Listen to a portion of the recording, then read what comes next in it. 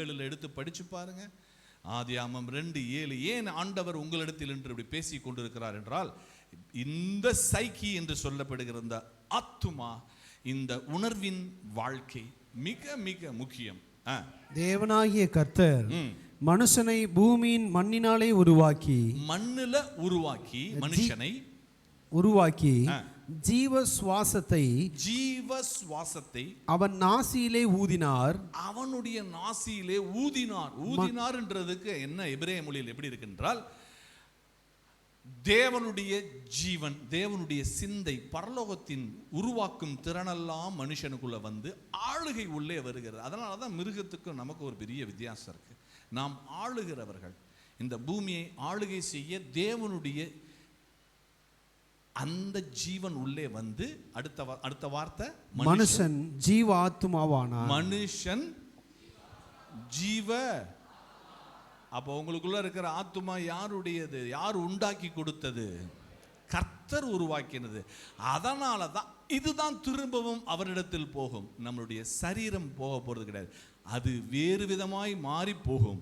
ஆனால் இந்த ஜீவ ஆத்துமாவாகிய உங்களுக்குள்ள இருக்கிற சிந்திக்கிற உணர்வுள்ள அந்த ஜீவன், இந்த சைக்கி என்று சொல்லப்படுகிற மனதின் வாழ்க்கை ஜீவியம், அதான் மறைஞ்சிருக்கு, டென்ட்டுக்குள்ள மறைஞ்சிருக்கு. இதுதான் நம்ம கூடாரம் தான் டென்ட், நம்ம பாடி.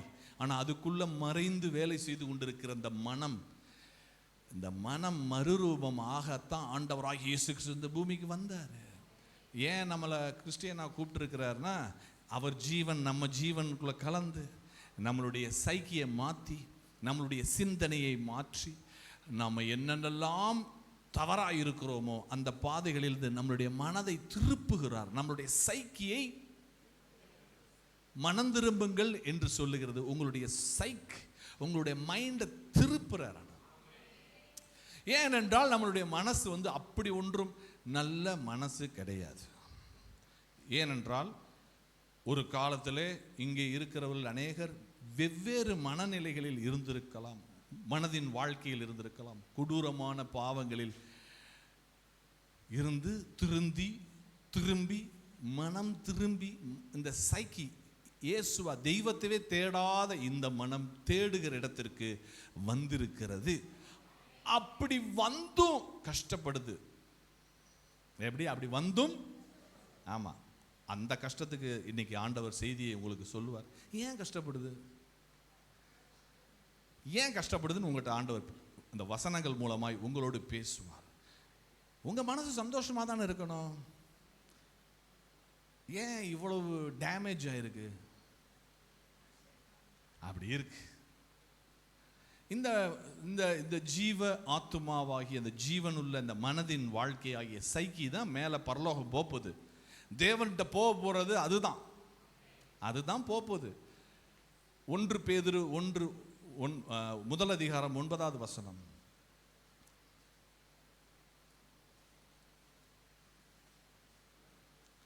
1 பேதுரு 1 அதிகாரம் 9வது வசனம். உங்கள் விசுவாசத்தின் பலனாகிய பை ஃபெய்த், உங்களுடைய நம்பிக்கை விசுவாசம் ஆண்டவராய் இயேசு கிறிஸ்துவின் மேல் வைத்து உங்களுடைய சைக், உங்களுடைய மைண்ட், உங்களுடைய ஆத்துமா ரட்சிப்பு அடைகிறது.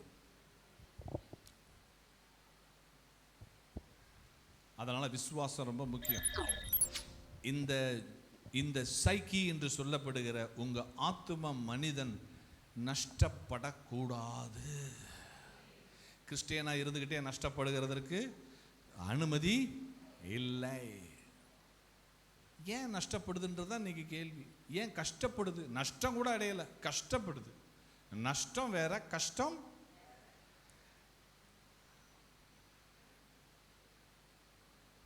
அதைத்தான் இன்னைக்கு நம்ம யோசிக்கணும்.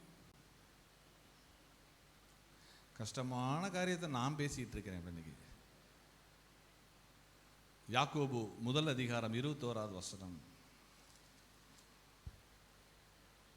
ஆகையால் நீங்கள் எல்லாவித அழுக்கையும், அதனால அந்த பூமியிலிருந்து காற்றில் பறக்கிற அழுக்கையும் கொடிய துர்க்குணத்தையும் ஒழித்துவிட்டு, கொடிய துர்குணம் இந்த காற்றில் இந்த பூமியிலே துர்குணங்கள் உங்க உங்களுடைய மைண்டுக்குள்ள வந்து கெடுத்து ஒழித்துவிட்டு உங்கள் உள்ளத்தில் நாட்டப்பட்டதாயும் உங்கள் ஆத்துமாக்களை ரட்சிக்க வல்லமையுள்ளதுமாய் இருக்கிற வசனத்தை சாந்தமாய் ஏற்றுக்கொள்ளுங்கள். உங்க உள்ளத்துல நாட்டப்பட்டதா இருக்கிற இந்த வசனம் வல்லமையா இருக்கிற ரட்சிக்க வல்லமையா இருக்கிற வசனத்தை சாந்தமாய் ஏற்றுக்கொள்ளு. எதுக்கு? சைக்கிய ரட்சிக்க, உங்களுக்குள்ள இருக்கிற மனசை காப்பாத்துறது தான். உங்க மனசை ரட்சிக்கணும், அந்த ஆத்தும மனிதனை ரட்சிக்கணும். நம்ம ரட்சிக்கப்பட்ட உடனே நமக்கு அவ்வளவு ஃப்ரீடம் இருக்கா? கஷ்டமா இருக்குல்ல?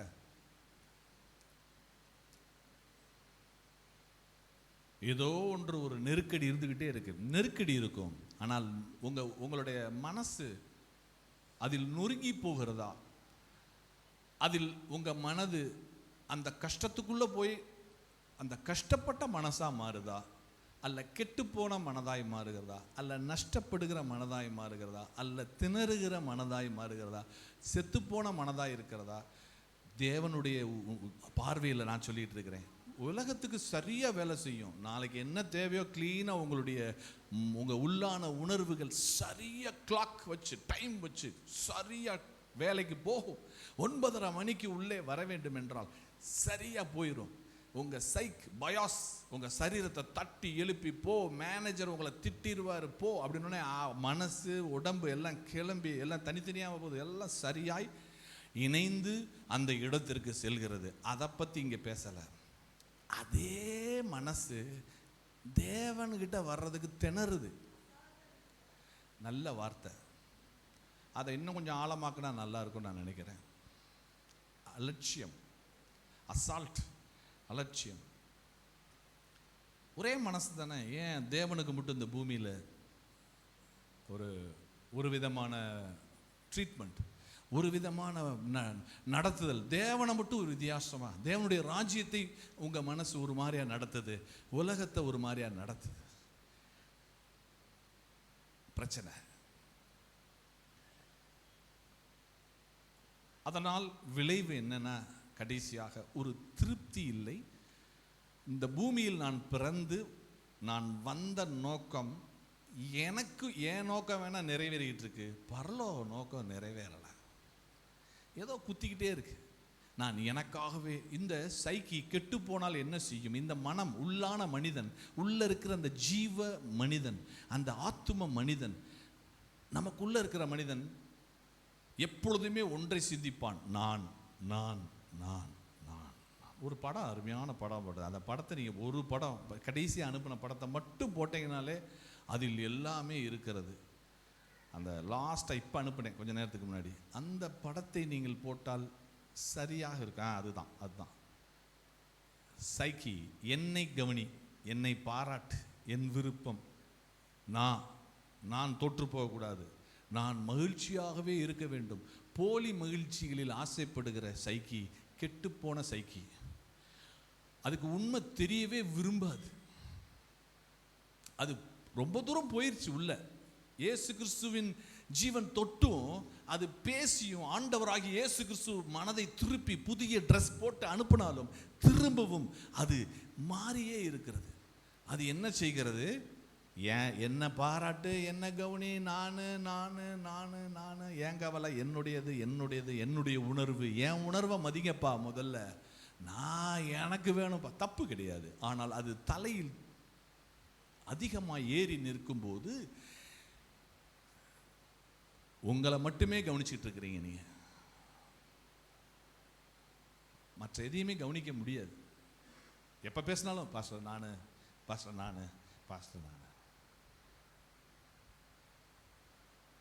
தேவனை பார்க்கவே முடியாது. அதனால விளைவு என்னன்னா, வெறுமை போயிட்டே இருக்கும். கொஞ்ச நாள்ல அது கசக்க ஆரம்பிக்கிறது, நிறைய சேதங்களை உருவாக்க ஆரம்பிக்கிறது. நான் வாழ வைக்கும் அந்த மனது, அந்த ஆபத்துல போய் முடியுது.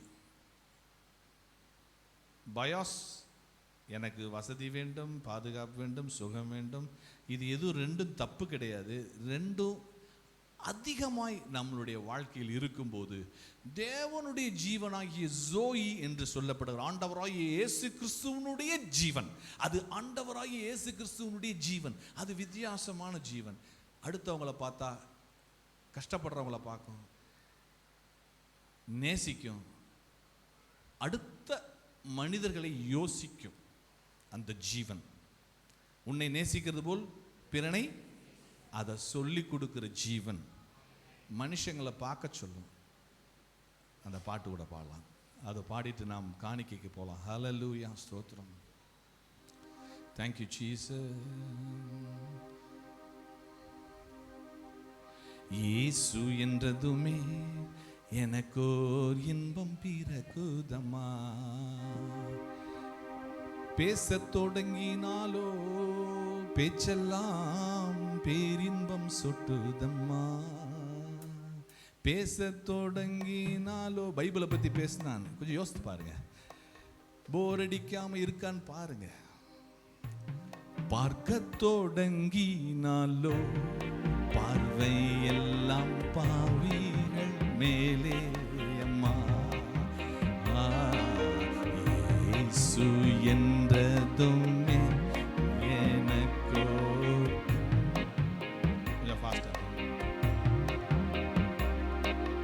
குஷ்டரோகி அவனை கையினால் கூசாமல் தொட்டாரம்மா, குஷ்டரோகி அவனை கையினால் கூசாமல் தொட்டாரம்மா, கஷ்டப்படுவோரை கண்ணீர் வடித்தாரம்மா,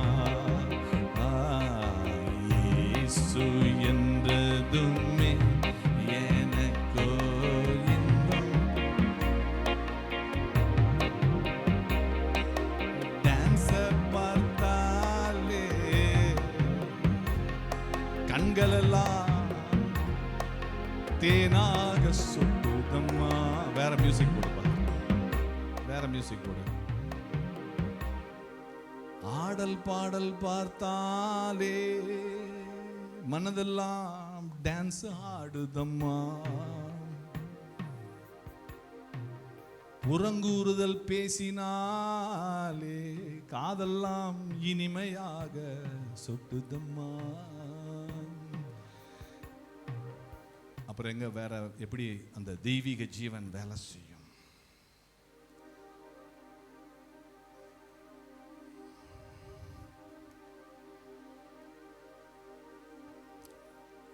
திரையில் பார்க்கும் காரியங்கள் எல்லாம் என் சைக்கிக்குள் கலந்திடுது, என் உணர்வுகள் எல்லாமே இயேசுவை விட்டு விலக செய்கிறது. காணும் காட்சிகள் எல்லாம் தேனாக உள்ளே வருகிறது, ஆனால் தேவனுடைய ஜீவனோ வெளியே செல்கிறது. இப்ப தெரியுதா உங்க சைக்கியும் அந்த அழகான மனசு ஏன் இந்த பூமியில சந்தோஷம் இல்லாமல் இருக்கிறது என்றால் இன்னும் ஆயிரம் காரணங்களை சொல்லலாம். கடைசியாக நான் இந்த நேரத்தில் காணிக்கைக்காக ஜெபம் பண்ணும்போது சொல்றேன், ஹைப்பர் டிஸ்ட்ராக்டட் என்கிற ஆங்கில வார்த்தையை சமீபத்தில் பயன்படுத்துகிறார்கள். தமிழ்ல சொல்லவா, திசை திருப்பப்பட்ட அல்லது மனம் எல்லாம் திசை திருப்பப்பட்டதிலிருந்து ஹைப்பர் என்று சொல்லப்படும் மிக மிக அதிகமாய் மனம் சிதறி கிடக்கிற காலத்தில் வாழ்ந்து கொண்டிருக்கிறோம். ஆனால் ஆண்டவர் இந்த காலையிலே சபைக்கு ஒன்றை சொல்ல விரும்புகிறார். அதை சரி செய்ய முடியும்னு சொல்றார். அதுதான் அடுத்த செய்தியாக உங்களுக்கு நான் சொல்ல விரும்புகிறேன். ஆமென். காணிக்கைக்காக நாம் ஒரு பாடல் பாடி, காணிக்கை பாடல் பாடுகிறவர்கள் வந்து முன்பாக வந்து பாடும்படியாக நான் கேட்டுக்கொள்கிறேன்.